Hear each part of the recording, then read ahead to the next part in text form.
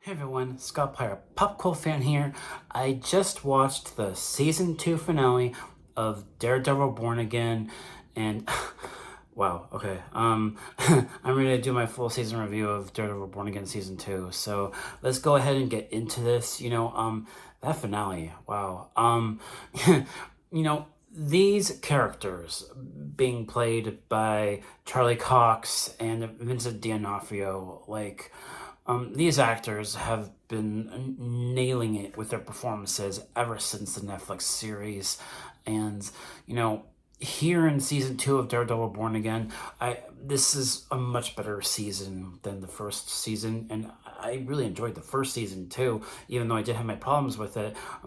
But season 2 was just it was so much better in regards to the story it was telling and the flow of the story from episode to episode, and how it just kept building with tension between the characters. And I think a Bullseye is one of my favorite characters as well in this in these two shows that we've had so far of Daredevil, just because he's an interesting character, and I like that they start to give him a bit of a redemption arc this season. And it's interesting what they do with his character, especially by the end of it. And also, we get a new character this season, played by Matthew Lillard. Matthew Lillard himself, Shaggy, the most recent Five Nights at Freddy's movies, and he's been everywhere lately.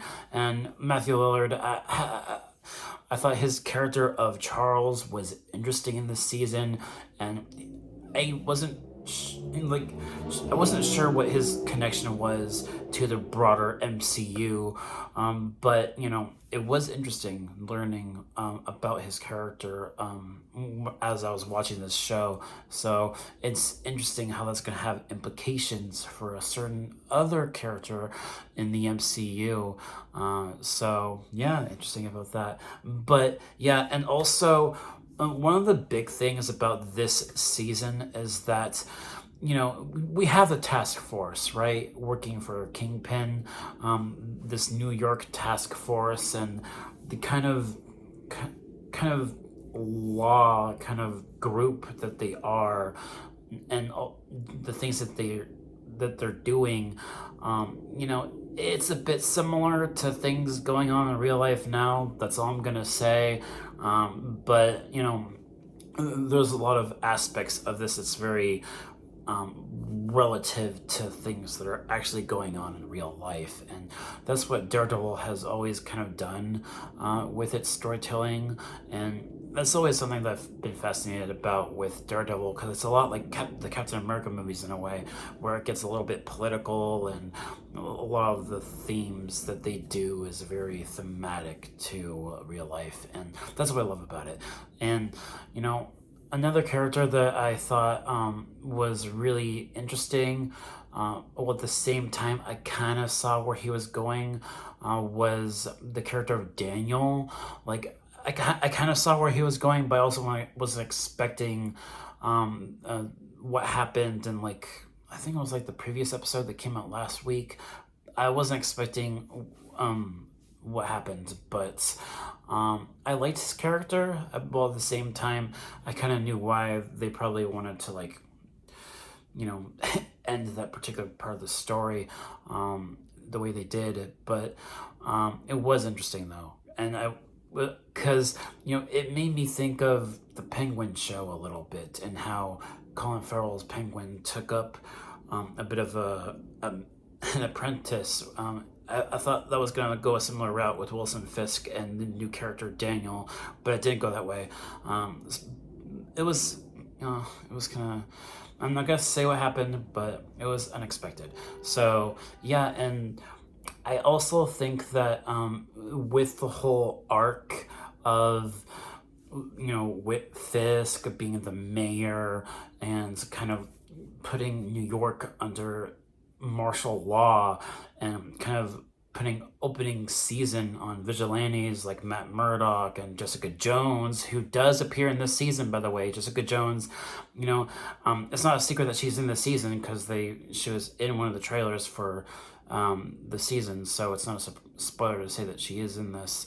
And I thought her inclusion in this was great, and also in the finale, another character that I had a feeling would appear at some point, and he did appear in the finale. I was really happy for that cameo at the end.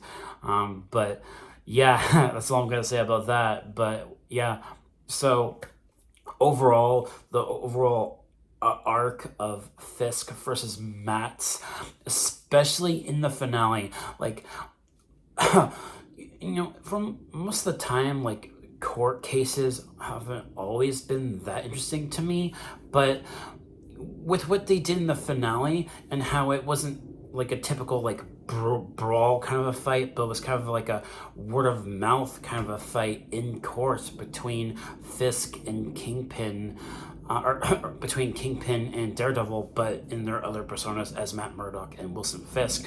And it's kind of a mouth battle, really, though it got really intense in the court. That's all I'm going to say about what happened in the finale, but it was a kind of confrontation that I actually really got very invested in, and I couldn't keep my eyes away from it. So I thought that was like really great. You know, I don't have any flaws about the finale, like, at all. I do think that, you know, there are times throughout the episodes where it actually goes at a pretty good pace. You know, I think this has a much better pace than season 1, and the story is flowing pretty naturally, and as things, you know, start to happen between other characters that add to the weight of what's going on with Fisk and Matt, and just the tension between the two of them is just so, you know, investing. And that's what I love about this overall arc of not just this show, but as well as the Netflix show, and how it all began. And there is one episode in this season that is literally a flashback episode to the first season of the Netflix show. It was just like a major flashback, like, homage to the Netflix show that was just like, wow. That was really cool. It just reminded me of the Netflix show in a lot of ways, and just with the cinematography, and just wow. But this has been, and once again, another example of really great television for Marvel. And it's, I would argue that Daredevil Born Again is now like my second favorite MCU Disney Plus show, next to Loki. I think it's that good. Like, it's a much more mature kind of story too, with kind of the darker themes that it's tackling, and that's another thing I love about it. So if I had to give Daredevil Born Again Season 2 a grade, I would give it an A. I really don't have any flaws with it. I mean, there is one character that was introduced in the first season that I wasn't too sure of, and I wasn't exactly too happy with her and where things went with her in the finale this season. I'm not going to mention her by name, but it just really took her character. I'm not sure how I'm going to feel about it going into season 3, because I know the show is, you know, already getting a 3rd season. So I'm not sure how I feel about her character and where they took her by the end of this season. That's one thing I'm not a huge fan of, but overall, though, an amazing second season to arguably the second best MCU Disney Plus show. So yeah, an A grade for me for Daredevil Born Again Season 2. Let me know your thoughts in the comments down below, what you thought about Season 2 of Born Again, and I will catch you all next time. Take care, and I'll probably have one other video up for you guys this week. I will let you all know what that is when I do that video. So catch you all next time, and take care. Bye-bye.